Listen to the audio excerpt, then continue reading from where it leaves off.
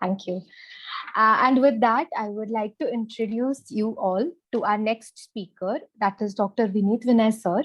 He is a public health um, he is a public health dentist, a researcher, a biostatistician, epidemiologist, a research facility at MUHS Nashik, Maharashtra State Dental Council accredited speaker, also an expert reviewer at Lexicade Lab at Philippines, general editor at Dental Mammoth, and also an amazing teacher and guide at Sihagar Dental College and Hospital.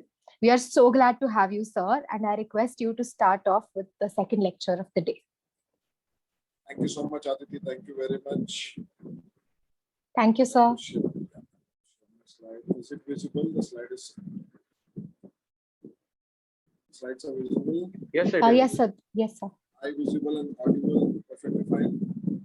Yes, sir. You are visible and audible. Thank you so much. Okay, guys. This is going to be kind of, statistics. I hope you all like maths, a little about maths. I request everybody to write in the chat box if they like maths, yes or no. Do they like maths, yes or no? Chat box, please.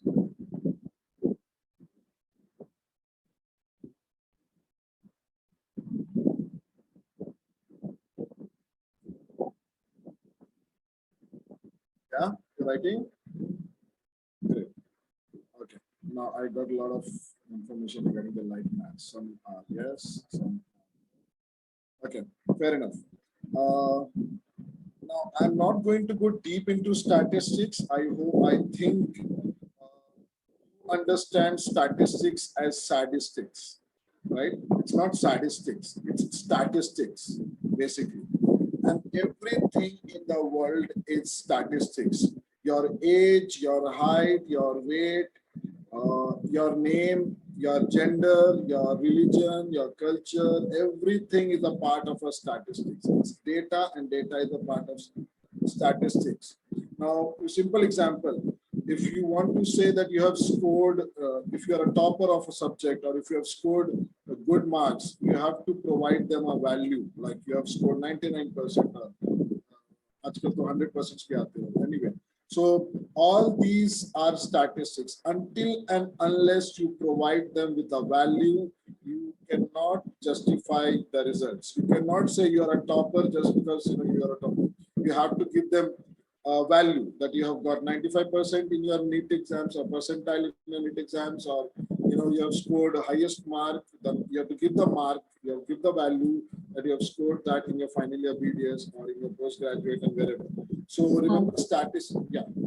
Excuse me, sir. Sorry to disturb you, but there is a little disturbance in your mic. Could you just please?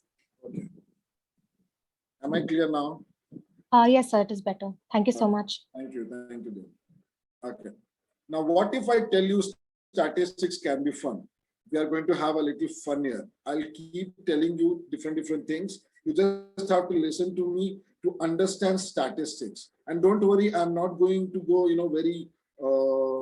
I'm not going to talk statistically. So we'll just have a little fun. I'll keep asking few questions for you to get involved in statistics. Now, what do statistics mean, basically? For a cricketer, it means the score, the number of hundreds he has made, the number of matches he has played, the number of sixes he has hit. We have statistics. All-time most World Cup runs scored by Sachin Tendulkar, 2,278. McGrath for all-time most World Cup wicket taker, and all those things. Youngest player, oldest player, everything is statistics. And this is what it means for a cricketer. For a stockbroker, it's statistics is a fall or a rise in the points, or in BSc points or NSC points, or there is a growth in the market or something like that. So that is what statistics means for a stockbroker. I won't eat. To a diet buffing, the statistics means the weight, the circumference, the waist circumference, the arm circumference, everything is statistics. For somebody who is a little obese or healthy and they want to go for a diet to to reduce the weight or to reduce the circumference and all those things. And for somebody, it's zero, size zero. You know, I'm not talking about Kareena Kapoor, I'm talking about the laptop, which is holding wire. So for them, it's, you know, it's very sleek and very fine, very thin, very lightweight. That is the statistics is meant. Okay, right?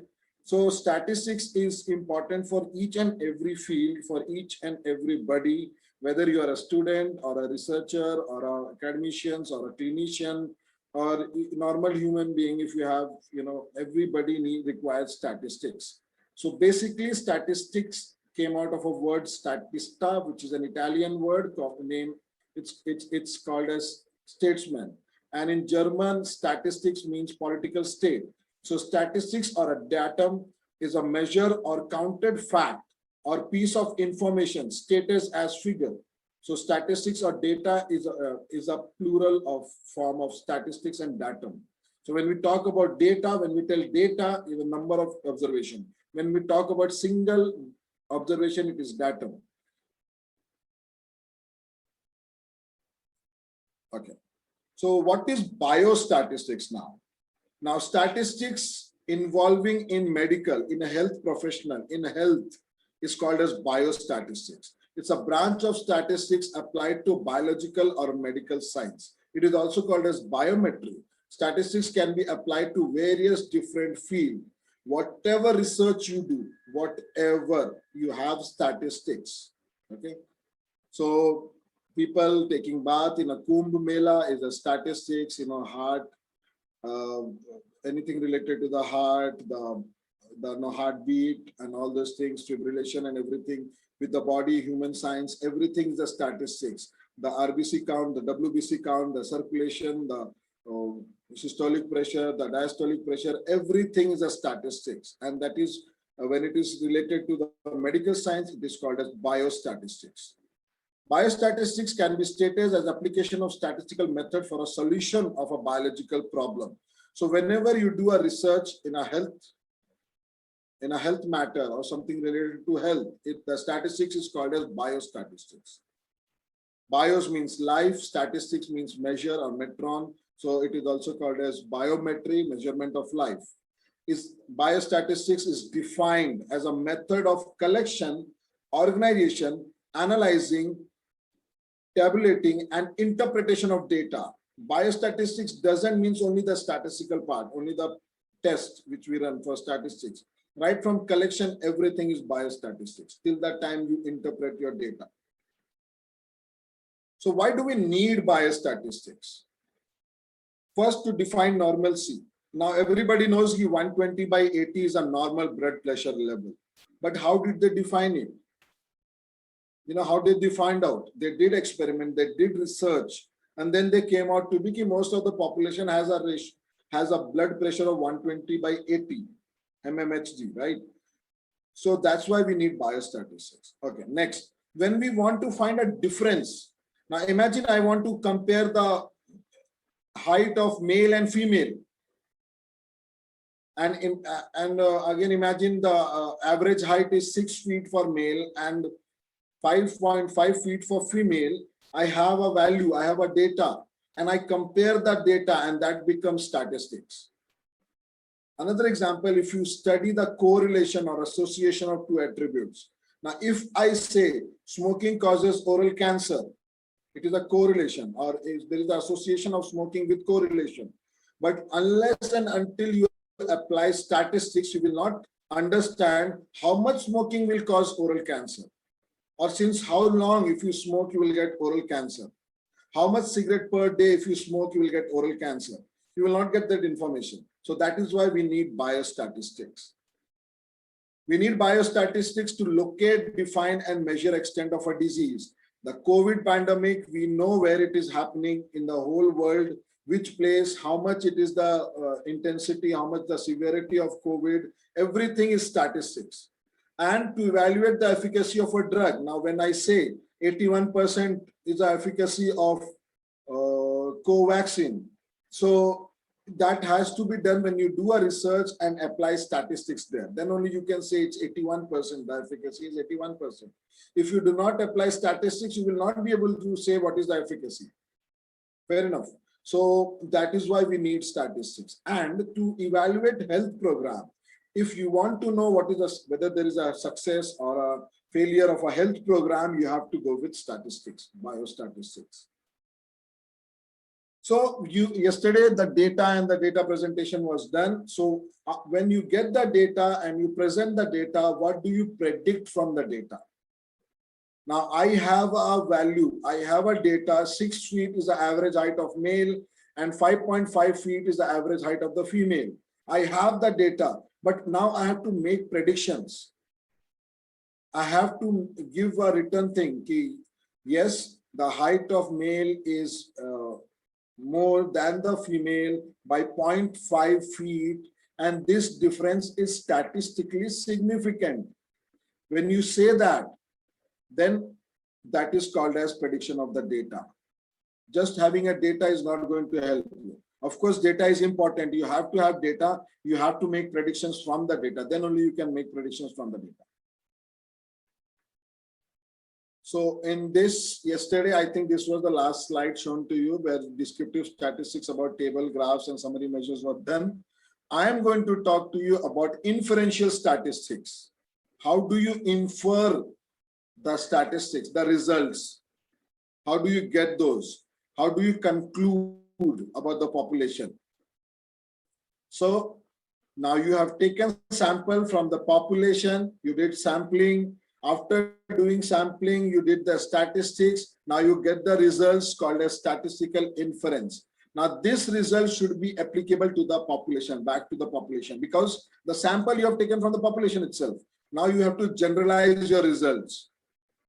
So if I say, I want to prove male are taller than females or females are smarter than males. So I have to do a study, but I cannot do study on all females and males of this world. So I will take sample. And once I get the result, yes, females are smarter than female by some around 10% or 15% or 50%, I can generalize that in the whole world, female are smarter than male, or males are taller than female, something like that. So that is called as statistical inference. Okay. Now, for that, you need to go for a significance testing. You have to have a p-value. You have to do a statistical test to determine whether the 6 feet and 5.5 feet, the value which you have got, the difference between these values are how significant, or is it just by chance, or it is actually happening. You have to understand that. For that, you need statistics. And when you do statistics, you have to do the test of significance. How significant the difference of 6 and 5.5 feet is. So there is a step in significance testing. You have a goal and the principle of significance testing. See if the observed difference is likely to be due to chance or real. Now 6 feet is the height of male and 5.5 feet is the height of female. You have to see whether this difference of 0.5 is by chance or real. Okay. And then the principle of significance testing is to relate the observed finding, whatever you have observed, to the hypothetical true state of affairs. Now your hypothesis, I told you your hypothesis yesterday, right? Whenever you say there is no difference between the height of male and female, that is called as null hypothesis. And when you say there is a difference of height in male and female, that is alternate hypothesis or a research hypothesis. As simple as that. So whenever when you do a statistical test, you have to check whether your null hypothesis is correct or wrong. Getting my point? You have to do a statistical test to understand whether your null hypothesis, whether the difference between male and female, there is no difference. Okay, that is a null hypothesis. So you have to approve or accept your null hypothesis, or you will reject your null hypothesis. Okay, I hope you understand till now. Just keep putting up in the chat box yes or no, so that I'll understand whether you, or should I repeat it again. Okay, there is a, I'll again give you an example. I'll give you another example. Now you have two drugs, one new drug and one a mouthwash. Let's take mouthwash.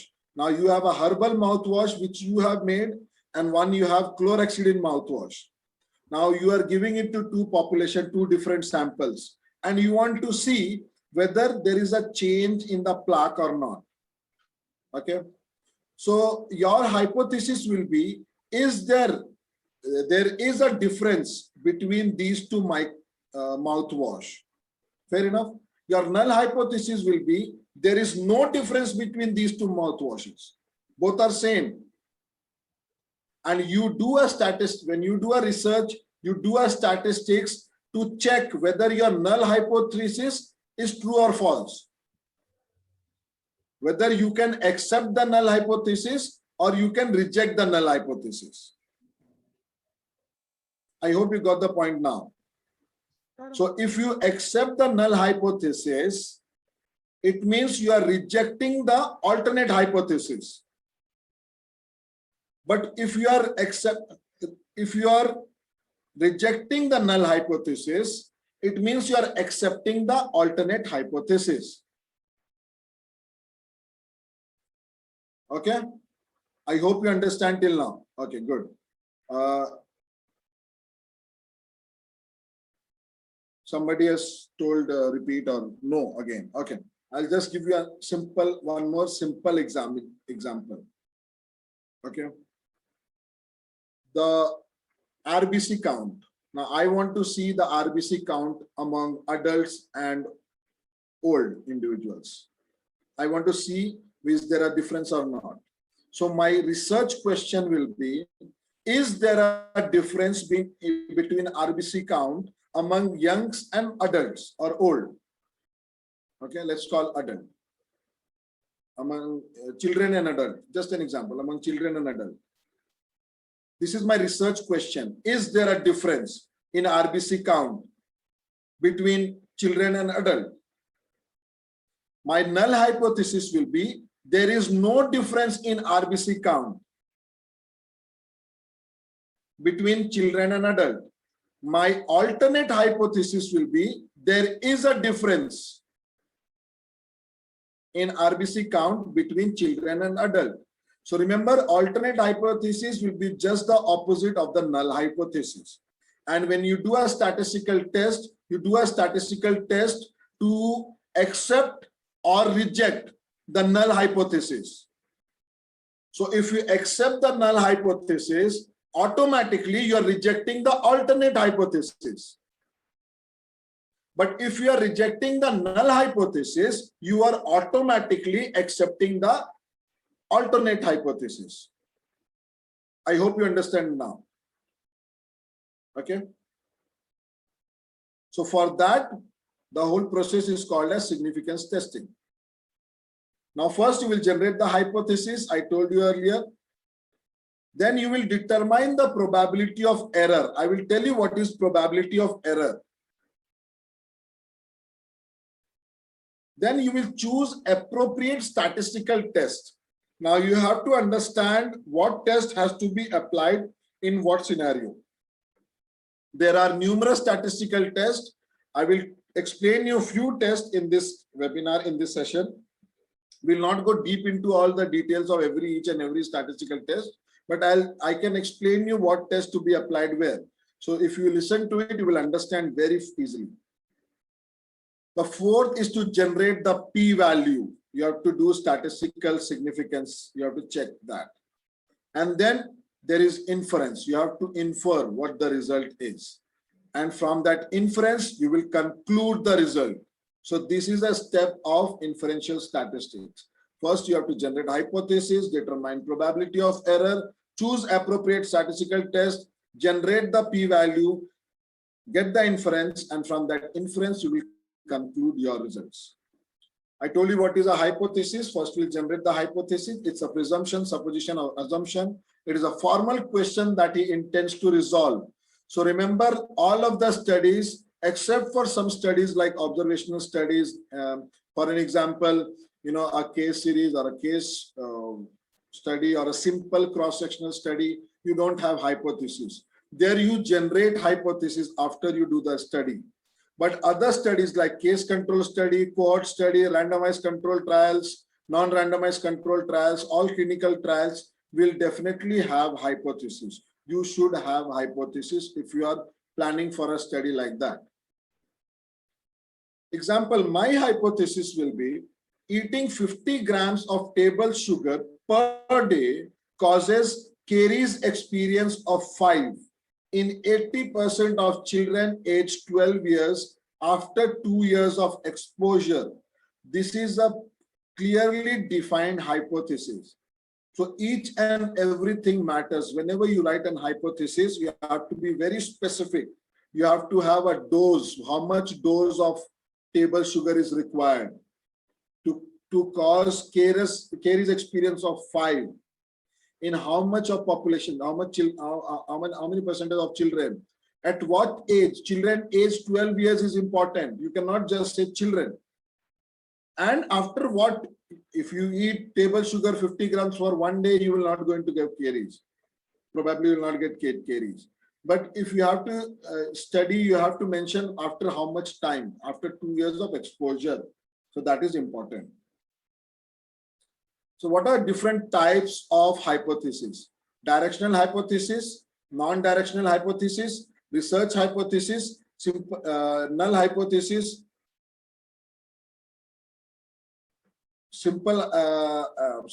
research hypothesis, null hypothesis, and simple hypothesis and complex hypothesis. I told you what is a research hypothesis and null hypothesis. Research hypothesis is nothing but an alternate hypothesis, same synonym of alternate hypothesis. It is also called a scientific hypothesis. Okay. So I will tell you what is a directional hypothesis and non-directional hypothesis. Directional means if you are directed towards one thing. It specifies not only the existence, but also expected direction of our relationship between the variables. For an example, if I say children with higher anterior overjet carry high risk of anterior tooth or teeth fracture, I'm already telling high risk. I'm one-sided, I'm directional, right? So this hypothesis is called as directional hypothesis. Non-directional means if you are not defining whether it's high or low. For an example, there is an association between the degree of anterior overjet and risk for anterior teeth fracture. So I have not defined its higher or lower or more or less, nothing, no terms like that. I'm just stating in a simple word, there is an association. There can be reduction also, there can be increase also, the risk can be low, risk can be high. I'm not defining that. So that is called as non-directional hypothesis. If I say smoking is associated with lung cancer, I'm not telling that smoking causes lung cancer or there is an increase of lung cancer if you smoke. So that is called as non-directional hypothesis. So when you are directional, you will do a one-tailed statistical test. If you are saying if there is an increase or higher risk of tooth fracture, it means you are going in one tail, one direction. So that is why it is called as one-tailed statistical test. So whatever statistical test you will apply, it will be one-tailed.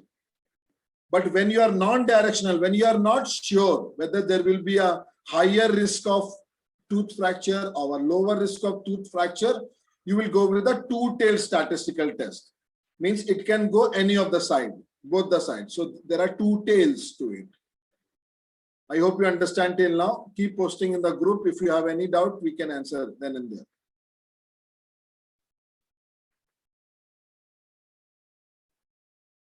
Okay, for an example, one-tailed hypothesis or one-tailed test, a happy dog will eat more, yes or no? Okay. So one-tailed. Mood affects the appetite of a dog. So it eats more or less. It can be both the sides. So that is two-tailed hypothesis. Just for an example. Now, I already told you what is a directional hypothesis, what is a non-directional hypothesis. I already explained you what is a alternate or a research hypothesis and what is a null hypothesis.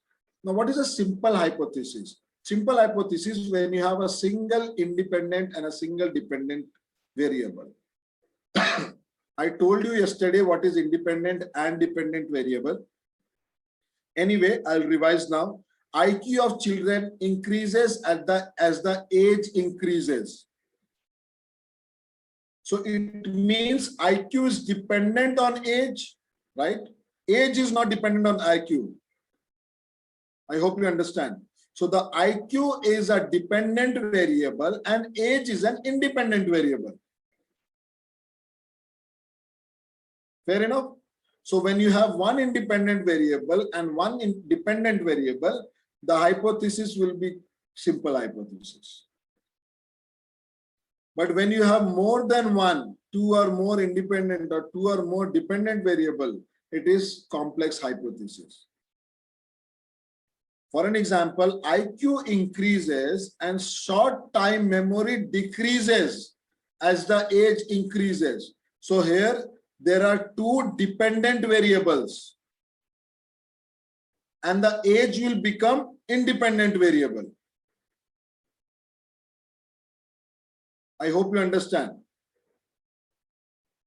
IQ increases and short time memory decreases because of the age.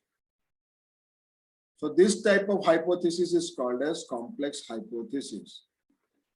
Now in the chat box, I want you to write it down. I'll give you an example. What kind of hypothesis is this? Gutka chewing is associated with oral submucous fibrosis. I'll state again. I'll state the hypothesis again. Gutka chewing or areca nut chewing is associated with oral submucous fibrosis. Can you tell what hypothesis these are? Is this a directional hypothesis or a non-directional hypothesis? Is this an alternate hypothesis or a null hypothesis? And is this a complex hypothesis or a simple hypothesis?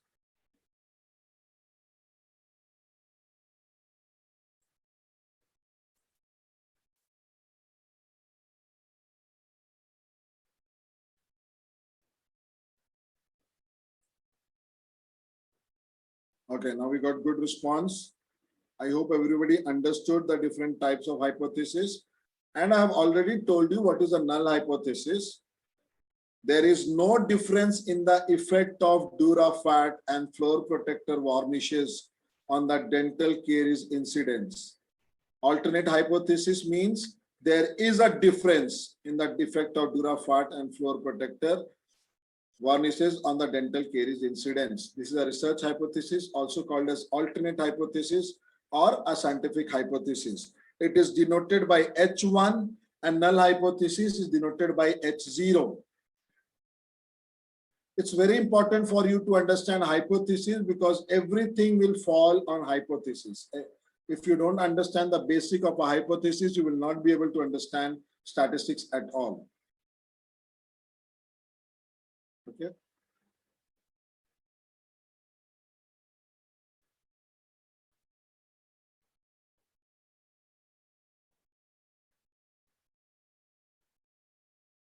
So a test of significance is performed to accept the null hypothesis, that is H0, or to reject it and accept the alternate hypothesis.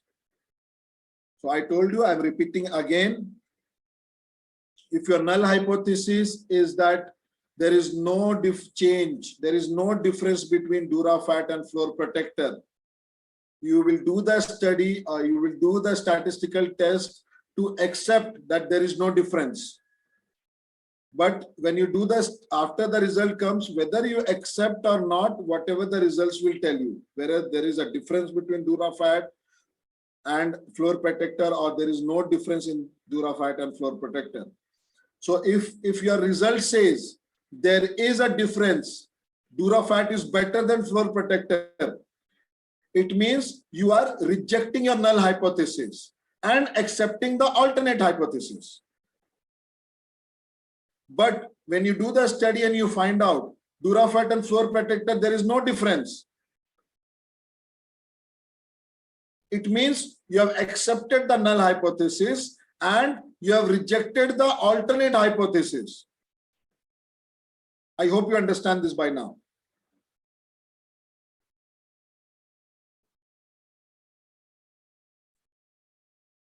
Now I'll talk to you something about type 1 and type 2 error.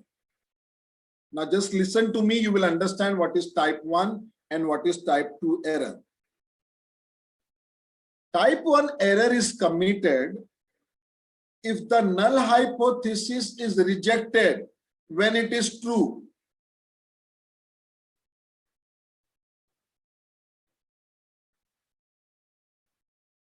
I hope you understand now. I hope you understand this statement.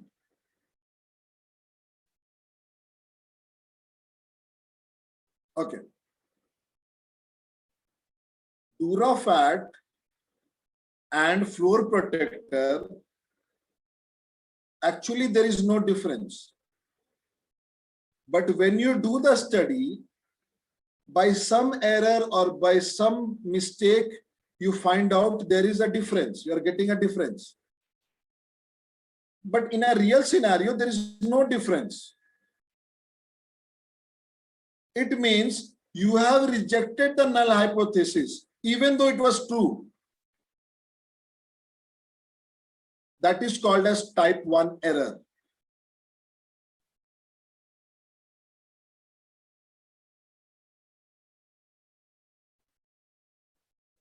I hope you understand now.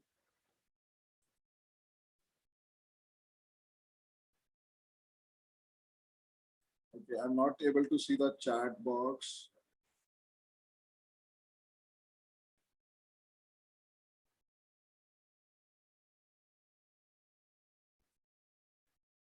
Okay, something happening with my thing.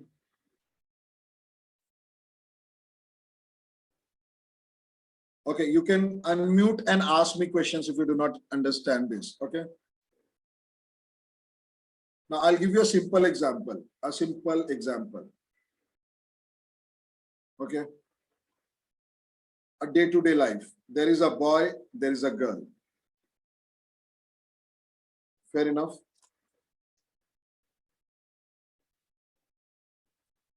There is a boy, there is a girl. They both love each other. As simple as that. Fine. Getting my point? Yes, sir. Okay. I'm not able to see the chat box. I'm sorry. There is a boy, there is a girl. They both like each other. Fair enough. There is another situation. There is a boy, there is a girl. They don't like each other at all. Fair enough. Now you went to them, you asked, in the first group, you asked them whether they like each other or not. Okay. If they say yes, they like each other, it means there is an association between them, the boy and the girl. Okay, fair enough. Actually, they like each other. Fair enough. There is an association between them. Very good. But what you did is, you went and told public that they don't like each other. Actually, there is an association, but you have gone and rejected it. So that is type 1 error. You're getting my point? There is no difference between male and female height of boys and girls, actually. But your result says there is a difference between male and female height. You are committing a type 1 error. I hope you understand now. Yes, sir. Everybody understood? Yes, sir. Okay. Now, second one is type 2 error. There is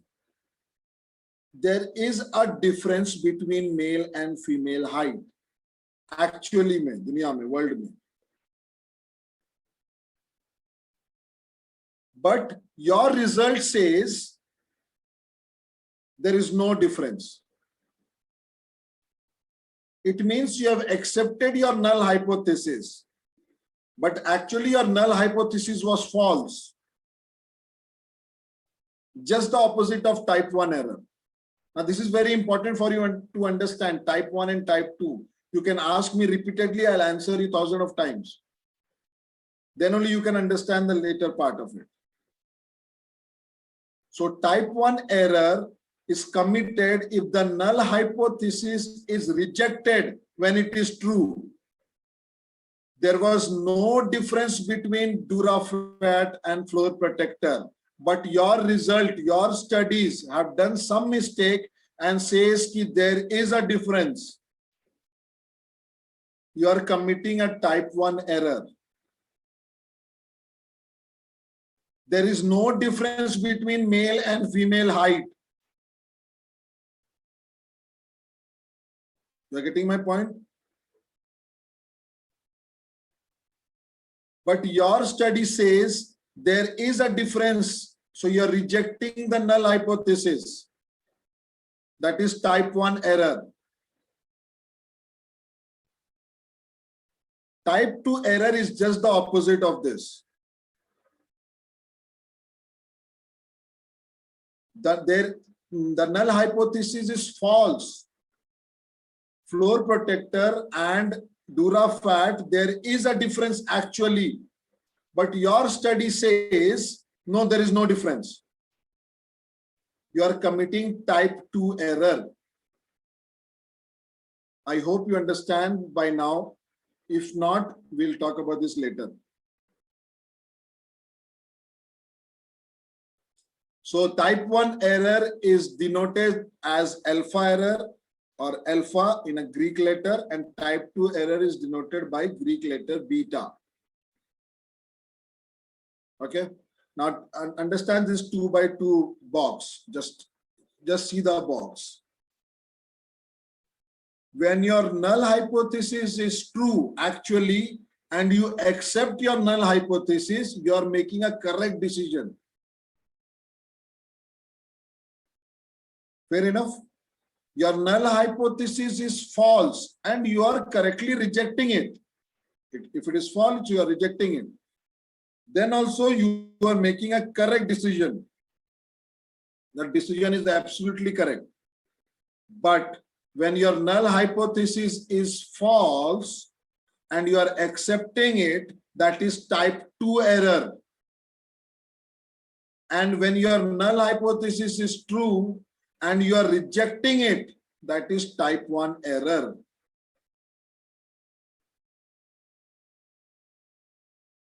Okay, I hope you understand. At least understand this image, you will get the point. A male, to a male, a doctor says you are pregnant is a type 1 error. And lady is actually pregnant and the doctor says you are not pregnant is a type 2 error. Getting my point?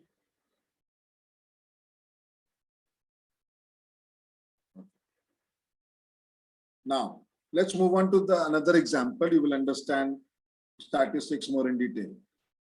Now, because of the fear and anxiety experienced by the patient, their pulse rate tends to increase while the patients are sitting in the clinic. Fair enough? Suppose the average pulse rate of the dental patient during the treatment is 105 beats per minute. This is your assumption. You have read the literature and you have seen that 105 is a beat per minute of an average pulse rate of a dental patient during the treatment. Now you want to do a research in which you are giving a soothing music, any music, A.R. Rahman, instrumental music. And you want to see what is the effect of this music on the pulse rate of the patient who is undergoing treatment? Either there will be increase in the pulse rate,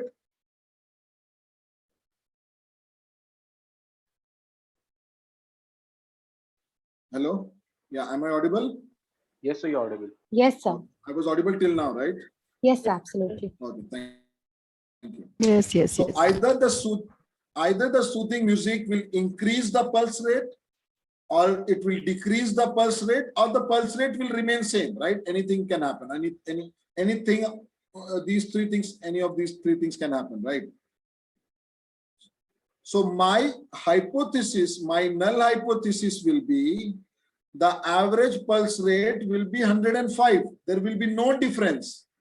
Before also 105, after soothing music also 105. But my alternate hypothesis will be, it will not be 105. There will be a difference. Either it will be less than 105 or it will be more than 105. But it will not be similar to 105. That will be my alternate hypothesis. I hope you understand. Null hypothesis, there is no change in the mean pulse rate. Alternate hypothesis, there is a difference from 105, either lower or higher. So if the sample data indicates effect of soothing music decreases the pulse rate of the patient, even though it is not actually reducing, then type 1 error is done. It means actually the music is not having any effect. So the null hypothesis is true, but you have rejected it. That is type 1 error. But if the sample data indicates effect of soothing music does not have an effect on pulse rate of the patient, even though it is having an effect, it really does have the effect. It is called as type 2 error, and you have committed it. So I hope you understand what is type 1 error and type 2 error. Everything in the future is determined by this. Then comes the significance level. You have to know alpha and beta. You have to consider how much error you can commit. You cannot be 100% confident in your results. So as a statistician, and when you talk to the statistician, he will tell you, you can have a 5% error. So it means your significance level will be 95%. So a significance level is maximum probability of committing type 1 error. Maximum value of the probability of rejecting null hypothesis when it is true. So this has to be determined in advance before testing the hypothesis. You have to talk to your statistician. Generally, as a statistician, we keep at 95% confidence interval and 5% type 1 error.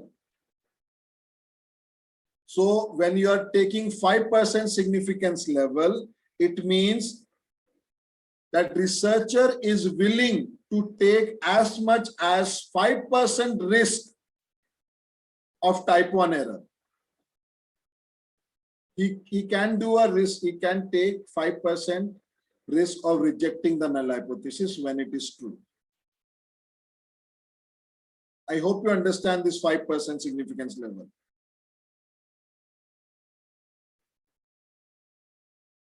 This is type 1 error, alpha. But if you have beta, type 2 error, if you have less type 2 error, the power of the study will be more. Power of the study means it's a numerical value indicating the sensitivity of the test. The power of the statistical test which you are applying should be very good. It should be highly sensitive. So for that, your type 2 error should be very less. So ideally, we keep type 2 beta error as 20%. So you have 80% power of the study. You can increase the power of the study. Your statistician can do that. My intention is to make you understand what is type 1 error and what is type 2 error, what are the different types of hypotheses. And whenever you write a protocol, you have to mention there what significance level you are going to go to, how much alpha you are accepting, how much beta you are accepting. Okay. Now coming to the probability. Now I'll give you an example. Just write in the chat box. Imagine if I give you a dice, you know, Ludo ka dice, right? I give you a dice and I tell you what is the probability of getting 6 every time when you roll. Can you give the answers to the chat box, or can you unmute and tell? What is the probability of getting 6? 1/6. Yes, perfect. 1/6. Can it be 1/7? Can it be 1/7? No, perfectly fine. Okay.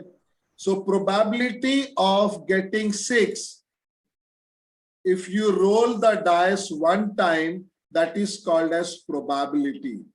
The chance of getting 6 when you roll a dice. Or when you toss a coin, what is the chance of getting head if you toss a coin for one time? Answer in the chat box or unmute yourself and say. So 1/2. Yes, perfect. 50% is the chance, right? So the probability is 1/2. So everything, the statistical test is involved in this probability. Probability is a numerical assessment of a likelihood of occurrence of an outcome on a random variable. What is the chance of getting that particular result is called probability. For an example, the probability that micro leakage will occur when the occlusal surface has been sealed with a patent fissure sealant. So I told you have an error of 5%, right? It means you can take a chance of doing error of 5%. Your p-value should be less than 0.505. 5% means 5/100. 5/100 means 0.05. So if your results, the p-value is less than 0.05, it means your type 1 error is below 5%. And the results what you get is not because of the chance, but there is a real difference. And that is called as statistically significant. But if your value, p-value gets more than 5%, it means the p-value is more than 0.05. It means the result, the difference, whatever you have got is due to chance. And the result is not statistically significant. Fair enough? You understand till now? Kindly put up in the chat box if you understand yes or no. If you want me to repeat, you can call me and you can unmute yourself and tell. Okay, Aditi, keep checking. I'm not able to check the chat box. If they're responding yes or no, whatever. Yes, sir. Everyone's responding yes right good. now. And Siddhi has requested to repeat the about p-value, sir. Okay, fair enough. Now, I told you in the beginning, whenever you do a research, 5% can be a type 1 error. As a statistician, we understand we keep 5% error. There are another method also. Some people keep 1% error also. Some people keep 0.01% also. Okay. Nevertheless, I'll give you example of 5%. 5% should be in safe area. So if you have 5% error, it means 95% you are confident of getting your result, not by chance. It's going to be real result, right? So your 5% error means 5 by 100 means 0.05. So the error should be less than 0.05. The p-value, whatever you get, is 0.05. Less than 0.05. Then only your study will become statistically significant. I'll give you another example. Now, I did a study. I found male and female. There is a difference in height, and this difference is statistically significant. Now, 95% is my confidence. 5% is an error. It means if somebody else is repeating my research again and again, 95% times they will get the same result which I got. And only 5% times they will have a different result. Getting my point? Yes, sir. I hope you understand now. So the Yes, error sir. error will be reduced if everybody does the study. If they get the similar. I mean, in my study, I say males are taller than female, and that this is a value. This is a mean value. This is a standard deviation. So next time, if somebody else is doing a research, for an example, our next speaker, Dr. Dheeraj sir, is doing a research. He will also get the same result within the same standard deviation 95% times. Only 5% times he might get different result. That is called as p-value. That is called a probability. That is called as statistically significant. So whatever research you do, if you get p less than 0.05, it means the difference is there. There is a statistical significant difference. Okay. It means the result what you are getting is not by chance, but it is actually happening. So that is why p-value is very important and statistically significant is important. Now the next thing is degree of freedom. It is nothing but the number of independent members in the sample. For an example, if you are doing a study on 10 participants, 10 minus 1, 9 will become that independent members because one value will be constant. So that is called as degree of freedom. So steps in, these are the steps of utilizing your study, your statistical test. First, what is the type of problem and questions to be asked? State the null hypothesis, state the alternate hypothesis, select the appropriate test to be utilized and calculation of test criterion based on type of test, fixation of level of significance. I told you that 5% significance level, 95% confidence interval. You can also tell alpha 5.5% or 0.05. Then comparison of calculated test criteria value with the theoretical value. And then if calculated value is less than theoretical value, it means null hypothesis is accepted. And if it is accepted, then draw the conclusion on the basis of the level of significance. Now we are coming up to test of significance. There are various tests, statistical tests, which has to be done. It is either parametric test or a non-parametric test. I hope in the BDS graduation also they'll teach this in public health dentistry department, parametric and non-parametric test. Parametric tests are used when we examine sample statistics as a representation of the population parameters, when the distribution is normal and the data is scaled.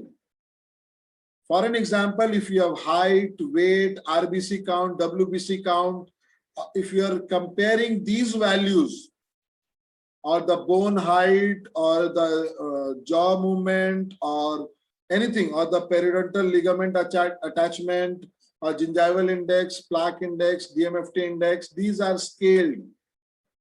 They have values, they are having values. then you do parametric test. But if they do not have values, if they do not have numbers or anything like that, like it is not scaled, then it will go with non-parametric test. So there are various type of parametric tests, large sample T test, it is Z test or Z test. When you have small sample size, you can go with T test and ANOVA. I will explain you all these in little example. You will understand what test to be applied when and where. Let's talk about T test. It was given by W.S. Gossett in 1909 in 08, and his pen name was Student. He didn't want it. He invented this T test, and he didn't wanted to show it to others that he did it because of his guide or senior faculty members or seniors and all those things. So he invented a name for himself as a student. So it is known as Student T test. It was popularized by Fisher in 1926. So basically there are two types of T test, unpaired and paired T test. Just listen to me, you will understand what is unpaired, what is paired. Now example, I have a group of two individuals, one group of male boys and one group of girls. And I do health education for them. And after the health education, I want to see who has a better knowledge of regarding health or oral health, anything. So it means I'm going to compare between boys and girls, right? This is one scenario. But what if I compare health education only among boys? What is their knowledge before health education and after health education? There also you apply T test. So if you are doing before and after between boys, I want to see the knowledge of health among boys before doing health education and after doing health education. It means I'm comparing same individual at two different points, right? So there you apply paired T test. But if you are comparing between boys and girls before and again boys and girls after, you are doing an unpaired T test. Same individual at two different times when you are doing, it is called as paired T test. These are paired individuals, right? Same individuals at two different times, but boys and girls are different. So they are unpaired. So there they do unpaired T test. I hope you understand this. If yes, then please put up in the chat box or please tell me. Unmute yourself and tell me. Understood, sir. Everybody? So we are getting yes in the chat box. Okay, thank you so much. I'll give you another example of unpaired T test. I am doing a nutritional study on 13 children in group A are given usual diet along with vitamin A and vitamin D, while 12 children in group B take the usual diet. They are not being given vitamin A and vitamin B. Then I want to see whether they have gained weight or not. So this is a chart. Group A and group B. So what test, T test, I am going to apply here?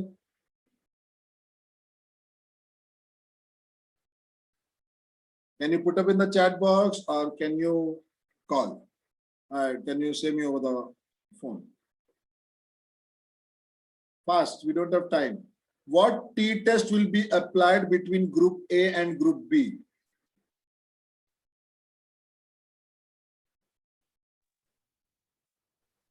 So we haven't gotten any answers in the chat box yet.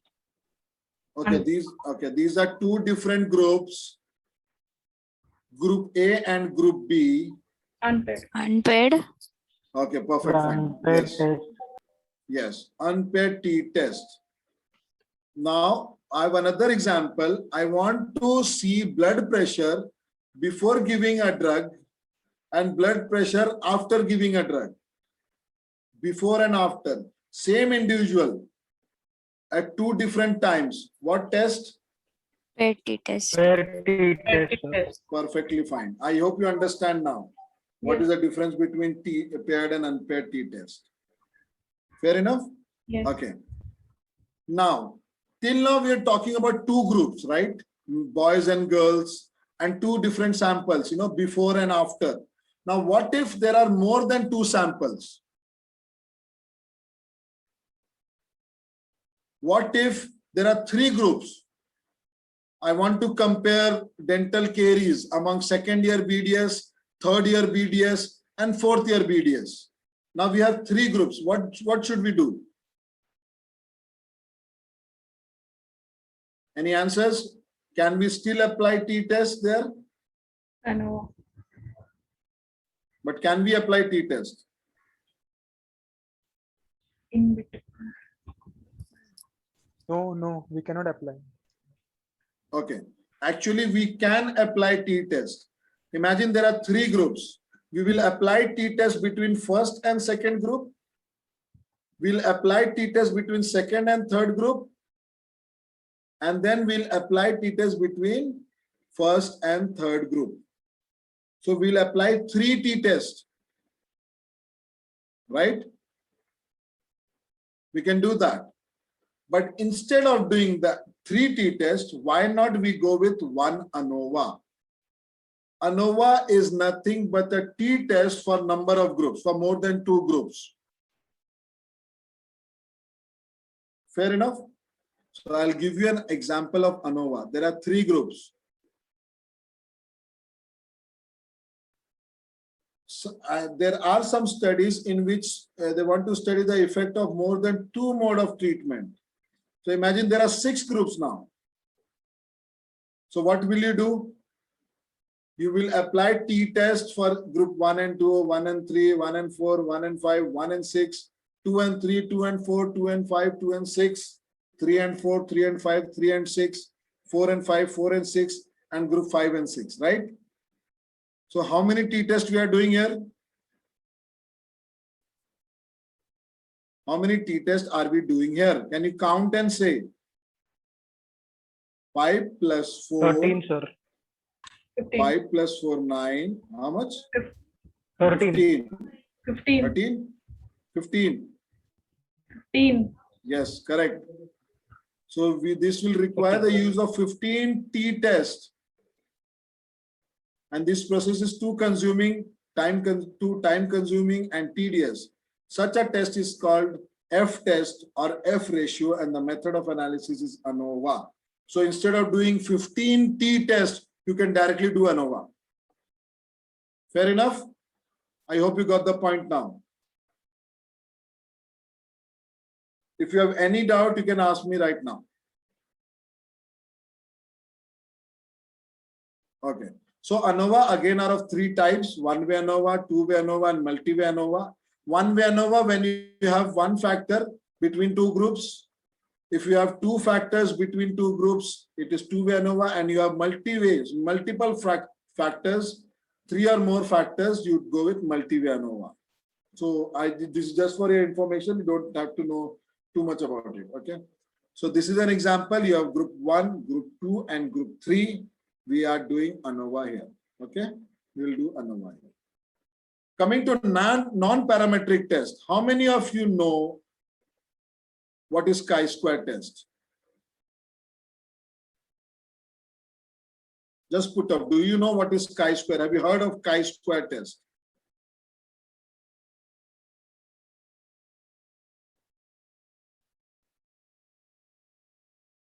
Put up in the group if you know what is chi-square test. If you have heard of it, I'm not going to ask you what is chi-square and how it has been, what is the formula and all those things. Okay, yes. So when the chi-square is a type of non-parametric test, actually it's both parametric and non-parametric test. But for your basic understanding, let's talk about non-parametric chi-square test. It can be done when the data is nominal, race and gender. If you want to compare between percentage, you don't have actual value there, only the percentage, 50% male, 60% female, you do a chi-square test. If you have a ordered categorical data, I think data was done yesterday. So when you have ordered categorical data, you go with a non-parametric test. And if you have a Likert scale, like disagree, strongly disagree, disagree, agree, and strongly agree, you go with a non-parametric test. These are the names of few non-parametric tests. We are not going to go deep into it. A little about chi-square test. It was developed by Carl Pearson, donated by chi-square. It is used to test the association between two events, to find the goodness of fit, and to test the difference between two or more proportions. If you want to find association between two events, you will go with the chi-square test. If you want to see whether the results have a goodness of fit, if the values are fitting, whatever you have expected and whatever you are observing are similar, that is called as goodness of fit.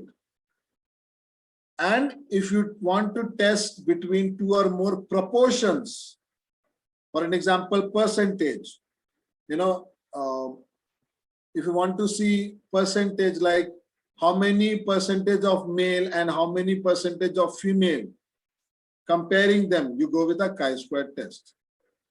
So I told you, first is the chi-square test of proportion, alternate test to find the significance of difference in two or more proportions. Test of association, if you want to go and find out the association between two discrete attributes like smoking and cancer, you will go with chi-square test. And observed value and expected value are, whether they are similar or there is a difference, that is called as test of goodness of fit. Okay, so remember, just have a look at this chart. You'll understand what this is. There is a, if the data is nominal, nominal means name, male and female, you go with the chi-square test. Okay, but if nominal, you have a paired sample, you will go with McNemar's test. Just remember the name. We are not going to go deep into it. We are going to conduct a complete statistical program on a webinar. That time we'll talk in detail about all these tests. When the group or the data is ordinal, you will go with Wilcoxon sign rank test, Mann-Whitney test. If there are three or more groups, you will go with Kruskal-Wallis test, Friedman's one-way ANOVA. If you are continuous data, for an example, height, weight, RBC count, it's a continuous data. If you have two groups, you'll go with student t-test. If paired, between the pair samples, you'll go with paired t-test. More than two groups, you will go with ANOVA. And there is paired at different time intervals if you are having. Like you are testing today and after 1 month and again after 1 month, you have 3 different times you are doing, right? So that is that type of test will be repeated measures of ANOVA. Okay. Paired t-test, non-parametric, similar to paired t-test, the test in non-parametric is called as Wilcoxon sign rank test. Unpaired t-test, if it is non-parametric, it is Mann-Whitney test. And ANOVA, if it is non-parametric, it is Kruskal-Wallis test. All these tests work similar to paired these parametric tests. So it's same, all the same, only the test is non-parametric. So I like to conclude with a choice on appropriate statistical test is very important as it decides the fate of outcome. You have to understand which test has to be applied in what study design and what is the output, and according to that you have to decide. They are only the tools for analyzing data and should never be used as a substitute for knowledgeable interpretation of outcome. Now, statistics will only give you analysis of the data, but this is you who has to write down the interpretation out of it, what it means. The relationship between statistical significance and clinical significance is also difficult to resolve. Sometimes your study may not be statistical significant, doesn't matter, that is a result. You look for clinical significance, whether that drug is actually effective, whether that treatment is actually effective, even though if you are not getting statistical significance. So don't worry about statistical significance. Go on with your research. Whatever results come is a result. So don't worry about it. So thank you so much. These are few statistical mean I like you to show. I hope you remember whatever is being taught and you can relate with the picture. Thank you guys. Thank you very much.